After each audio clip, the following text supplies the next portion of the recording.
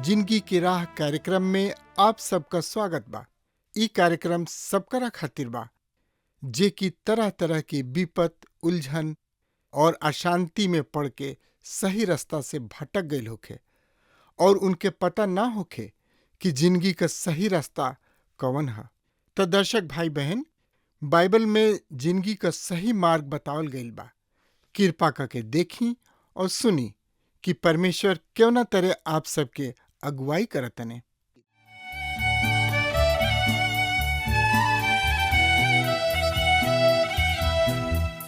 गाँव के भैया और बहिनी आई प्रभु के गुण गाई। गाँव के भैया और बहिनी आई प्रभु के गुण गाई। प्रभु महान बाड़न जग के रचैया, प्रभु महान बाड़न जग के रचैया। गाँव के भैया और बहिनी आई प्रभु के गुण गाई। गाँव के भैया और बहिनी आई प्रभु के गुण गाई।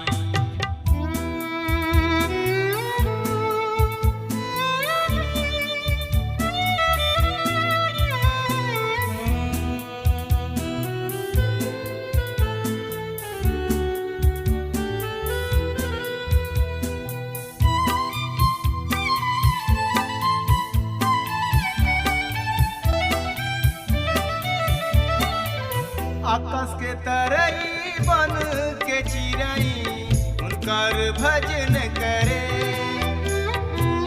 भूमि नदिया और चटनवा जोर से थपरी पीटे। हमर मसीही फिरीत आई, प्रभु चरण के सट जाई। प्रभु महान बाड़न जग के रचैया, प्रभु महान बाड़न जग के रचैया। गाँव के भैया और बहिनी आई प्रभु के गुण गाई।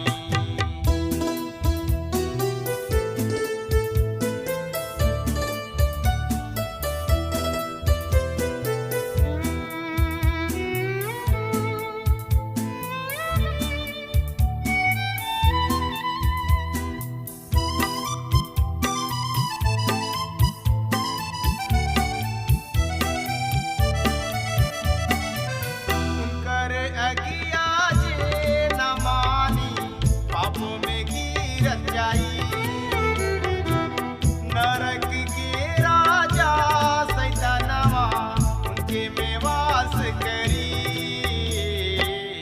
पूरी मिठाई खूब खियाई, आत्मा अग में जाई। प्रभु महान बाड़न जग के रचैया, प्रभु महान बाड़न जग के रचैया। गाँव के भैया और बहिनी आई प्रभु के गुण गाई।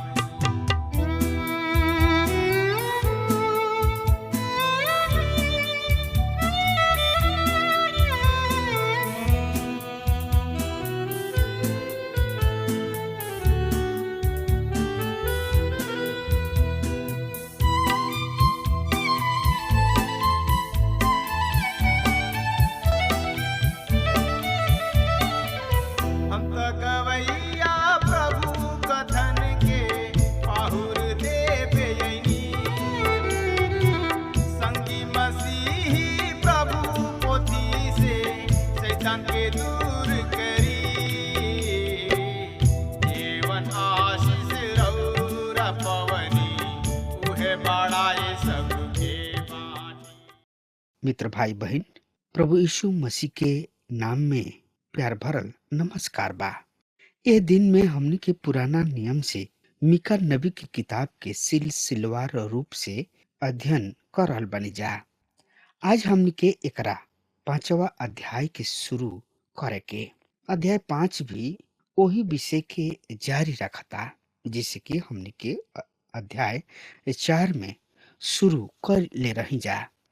और उ विषय रहे भूतकाल में प्रतिज्ञा के कारण भविष्य के महिमा। अध्याय 4 में हमने के आखिरी दिन से संबंधित नबूवत के विषय में अध्ययन करनी है जा। पर अध्याय 5 में हमने के मसीह के प्रथम आगमन से संबंधित नबूवत के वचन के पढ़ के। सो आई मिका नबी की किताब के 5 अध्याय 1 से 5 पद में एह तरी से वर्णन बा। हे दिल सबके नगरी दल बांध के एकत्रित होखा, हम घेर लिहल गोइल बानी। उ इसराइल के न्याय के गाल सब पर सोटा मारब। पर हे बेतलहम एप्राता, यद्यपि तू यहूदा के ग्रोह में बहुत छोट बाड़ा, फिर भी तोहरा खातिर तोहरा में से पुरुष निकली हैं जौन की इसराइल पर प्रभुता करी हैं, जौन के निकलल प्राचीन काल से वरन अनादि काल से बा। ऐसे परमेश्वर उनका के ओ दंड समय तक के खातिर त्यागे रही हैं। जब तक जच्चा बालक पैदा ना करे तब उनकर शेष बाचल भाई फिर इसराइल सबसे ना मिले हैं। और उ उठ के यह परमेश्वर के सामर्थ से अर्थात अपना परमेश्वर यहोवा के नाम के प्रताप से आपन झुंड के रखवाली करी हैं और वो सुरक्षित रही हैं। काहे कि ओह समय वो पृथ्वी के छोर तक महान ठहरी हैं और वो शांति के मूल हुई हैं। जब असुरी हमरा देश पर आक्रमण करी हैं और ये हमार राज महल सबके रौंदी हैं, तब हम उनका विरुद्ध 7 चरवाहा वरन लोगन के 8 अगुआ खड़ा करी हैं। हाँ मित्र, पहला पद के हमरा साथ फिर देखी।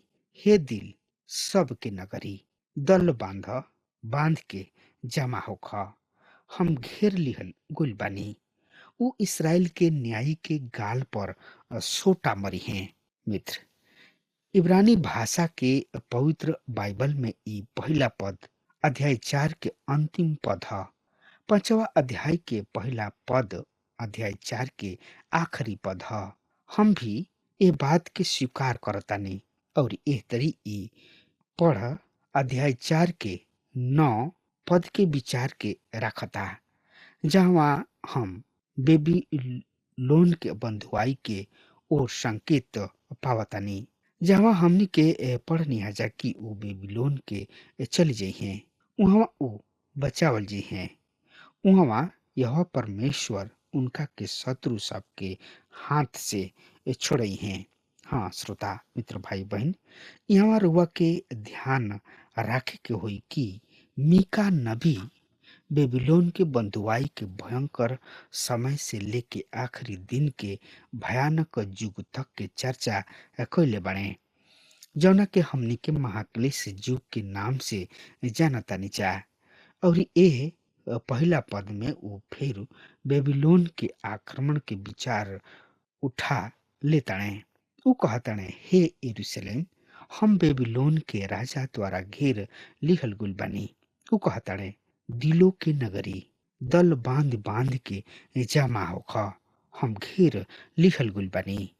फिर वो कहताने, वो इसराइल के न्याय के गाल पर सोटा मरी हैं। पहला नजर में हमरा ऐसन प्रतीत होता कि ई बात प्रभु यीशु मसीह के खातिर कहल गुल बा। यदि हमनी के ध्यान से देखल जाओ तो पाइप की ई बात ऐसे नहीं खे, ई कुछ भिन्न बा। हमके सुसमाचार में पावतन जा कि ऊ ए पर हाथ सबसे प्रहार कइले, डंडा लाठी से ना। दूसरा मुख्य विषय यानी कि दूसरा मुख्य बात ई बा कि ऊ विदेशी हथियार सबके द्वारा ना, वरन अपना ही लोगन के द्वारा सतौले और पकड़वावल गोले। ऐसे हम ऐसन विश्वास नहीं करत कि ई पद प्रभु यीशु मसीह के पहला आगमन पर उनका साथ बुरा व्यवहार के संदर्भ में बा। हमरा ई उचित जान पड़ता कि इसराइल के न्यायी और दाऊद के सिंहासन के अंतिम बरिस सिदकिया के संदर्भ में बा। जी हाँ, ई वाक्यांश दाऊद के सिंहासन के आखिरी बरिस के संबंध में बा, जौने के नाम सिदकिया ह। हम दूसरा राजा ओकर 25वां अध्याय के 7वां पद में एह तरी से पावतानी जा कि ऊ सिदकिया के पुत्र सब के उनका सामने मार डले और सिदकिया के आंख फोड़ डले और उनका के कांसा के जंजीर से बांध के बेबीलोन ले गइलन। हमार विश्वास बा कि मीका यहाँ ओ लज्जा जनक व्यवहार के संदर्भ में बता रहल बाड़े जौन की ए अवसर पर सिदकिया राजा के साथ कोइल गुल रहे। उस सिदकिया राजा के साथ कोइल गुल दुर्व्यवहार के विषय में बता रहल बाड़े। सही में सिदकिया दाऊद के वंशावली के प्रत्यक्ष राजा ना रहन। ई भी रुआ के ध्यान रहे, प्रत्यक्ष राजा ना रहन। ऊ यहो आदीन के राजा रहन। यहो आकिन दाऊद के सिंहासन के अंतिम बारिश रहन। इहे ऊ दाऊदी वंशावली रहन जौना से मरियम और यूसुफ अइले और उनका से शरीर के भाव से प्रभु यीशु मसीह अइले।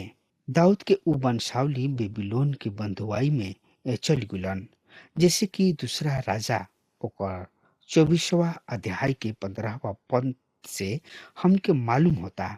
रुआ के आश्चर्य हुई कि दाऊद के राजसी वंश यहो याकीन तक समाप्त हो जाता।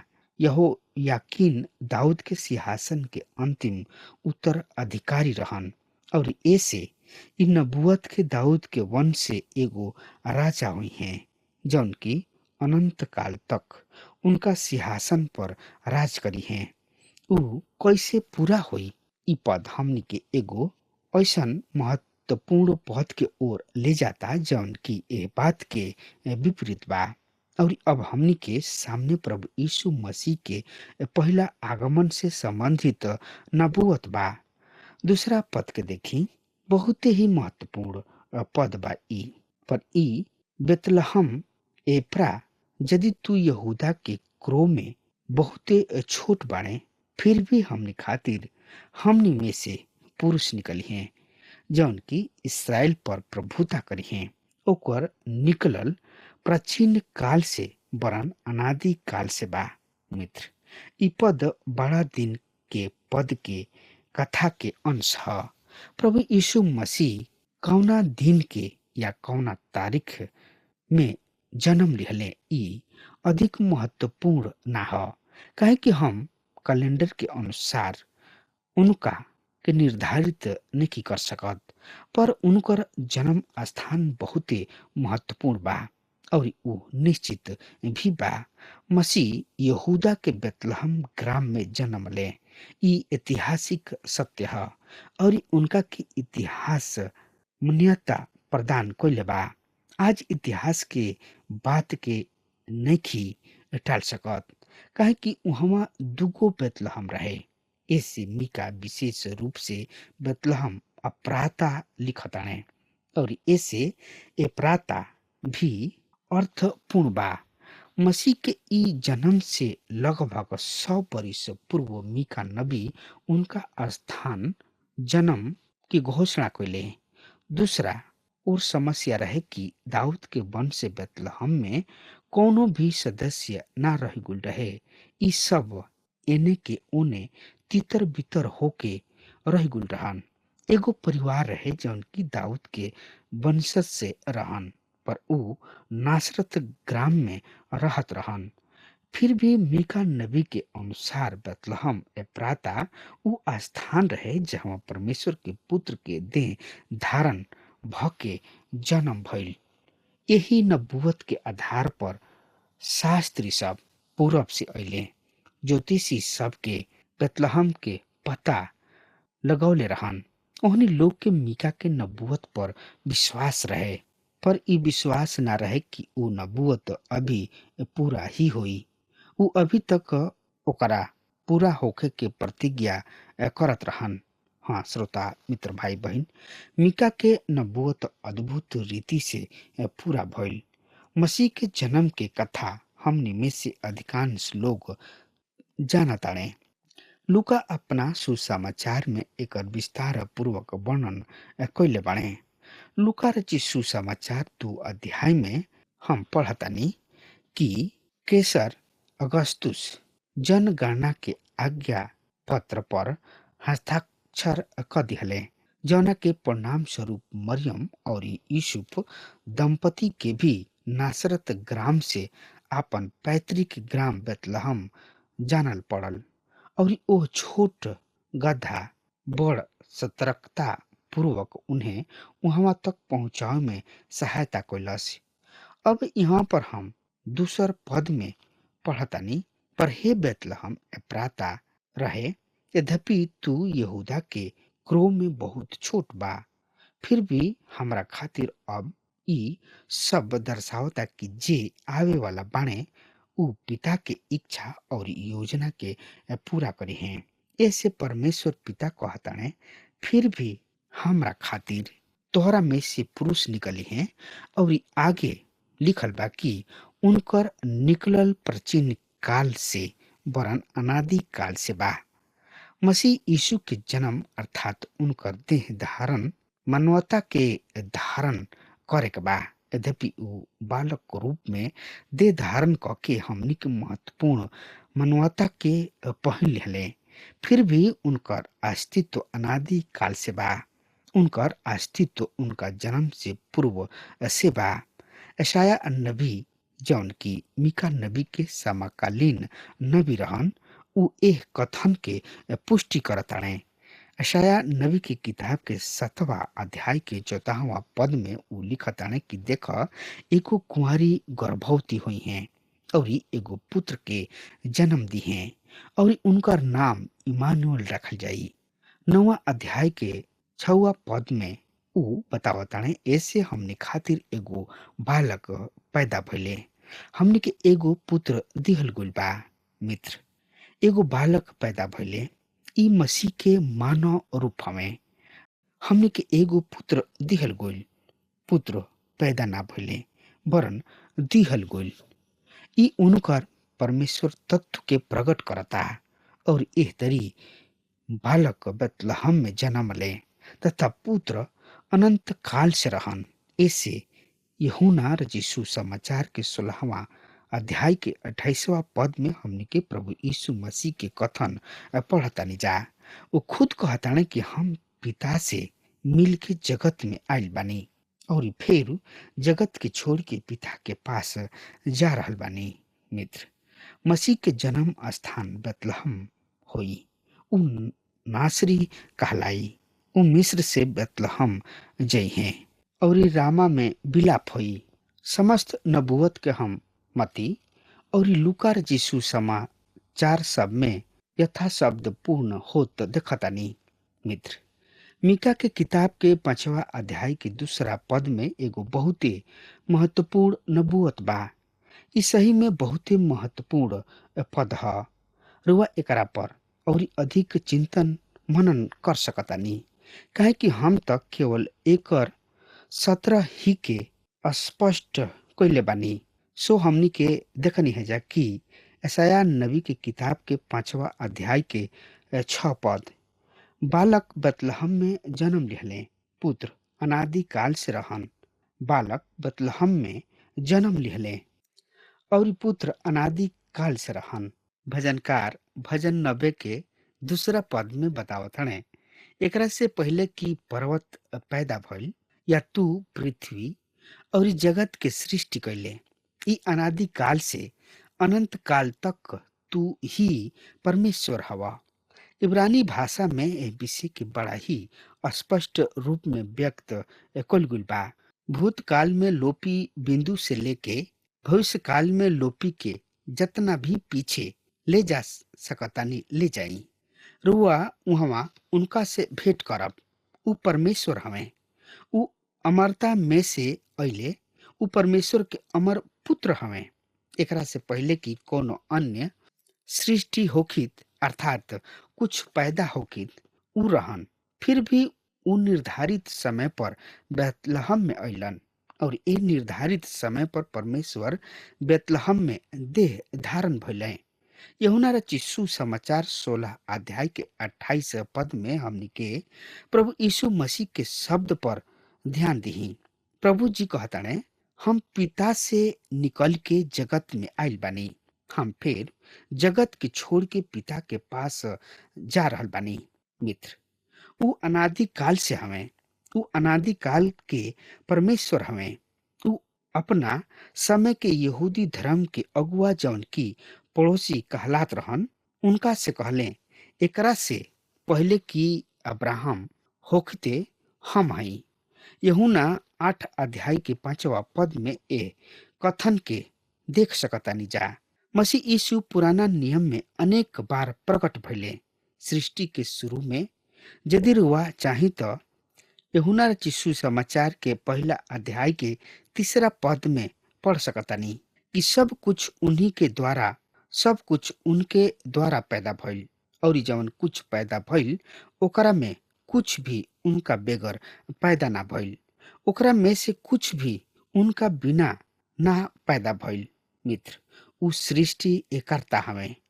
कुलुसियों के पत्री के पहला अध्याय के 16वां पद में प्रभु जी के विषय में ऐसन पढ़तानी, काहे कि ओही में सब वस्तु के सृष्टि भइल, सड़क के अथवा पृथ्वी के, दृश्य अथवा अदृश्य, सिंहासन अथवा साम्राज्य, शासन अथवा अधिकार, समस्त वस्तु उनके द्वारा और उनके खातिर सृजल गइल। मित्र, उ अदन के बगीचा में दिन के ठंडा समय में घूमे वाला प्रभु यीशु मसीह के आवाज तथा शब्द रहे। उ परमेश्वर के शब्द रहे, उ आचरण रहे, उ मनुष्य तथा परमेश्वर के बीच संचार साधन रहन। उ मनुष्य तक परमेश्वर के संदेश पहुंचावे वाला रहन। पुराना नियम में मनुष्य के खोजत रहन। उ प्रभु के सेवक मूसा के सामने जरत झाड़ी में प्रकट भइले। उ कहले, हम तोहरा के छोड़ावे खातिर आइल बानी। उ छोड़ावे वाला रहन। रुआ ध्यान दिही, जौन कुछ भी यहाँ मीका कह रहल बाने उनका अत्यंत भयावह विप्राय रहे। मीका के तात्पर्य बा, यद्यपि उ लगभग 2000 बरिस पूर्व बेतलहम में जन्म ले, यद्यपि उनकर अस्तित्व अनादि काल से बा, वरन अनंत काल से बा। हम यहाँ प्रभु यीशु मसीह के पूर्व आवरण पर विचार कर रहल बानी जा। आई अब फिर उनका देह धारण पर नजर करी जा।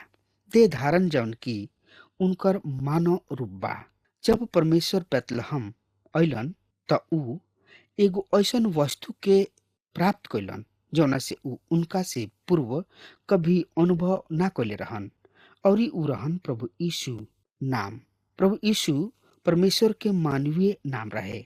जब परमेश्वर बेतलहम में अइले त उन्हें नाम दिहल गइल, काहे कि उ देह धारण कैलन।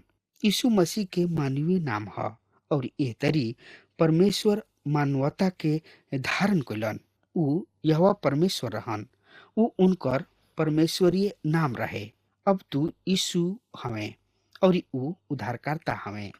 यीशु मानव के उनका पाप सब से बचावे खातिर बेतलहम में अइलन। याद करी, स्वर्गदूत चरवाहा सब से का कहले। लूका रचित समाचार के 2 अध्याय के 11वां पद में हम पढ़तानी, जहाँ लिखल बा, काहे कि आज दाऊद के नगर में तोहरा खातिर एगो उद्धारकर्ता जन्मल बाड़े और इहे मसीह यीशु हमें। मित्र, रुआ ध्यान देही, जब प्रभु यीशु मसीह बेतलहम में देह धारण कैलन तो उनका खातिर ई संदेश आइल। स्वर्गदूत सब चरवाहा सब से कहले, काहे कि आज दाऊद के नगर में तोहनी लोग के खातिर एगो उद्धारकर्ता पैदा भइल बाड़े और इहे मसीह प्रभु हमें। मती रची सुसमाचार के पहला अध्याय के 23वां पद में हमनी के बतावल गइल बा कि देख एगो कुंवारी गर्भवती हुई है और ई स्वर्गदूत के संदेश रहे। मित्र देख एगो कुंवारी गर्भवती हुई है और एगो पुत्र के जन्म दी है और उनकर नाम इमानुएल रखल जाई, जौना के अर्थ परमेश्वर हमरा साथ बाणे। पर श्रोता मित्र भाई बहन, वो बालक के नाम इमानुएल ना रखल गइल, उनकर नाम यीशु राखल गइल। हाँ मित्र, अब हमार समय खत्म हो रहा बा। तब तक खातिर वह हमरा के आज्ञा दी। परमेश्वर रुआ के बहुत ही आशीष देस। आमीन। हमके विश्वास बा कि ई कार्यक्रम आप सब खातिर फायदेमंद सिद्ध भइल हुई। अगर आप सबके लगे बाइबल से चाहे आपकी निजी जिंदगी से कोनो सवाल होके चाहे कोनो समस्या खातिर प्रार्थना करावे चाहतनी तो हमारी फोन नंबर पर जरूर संपर्क करें और आज का दिन आप खातिर शुभ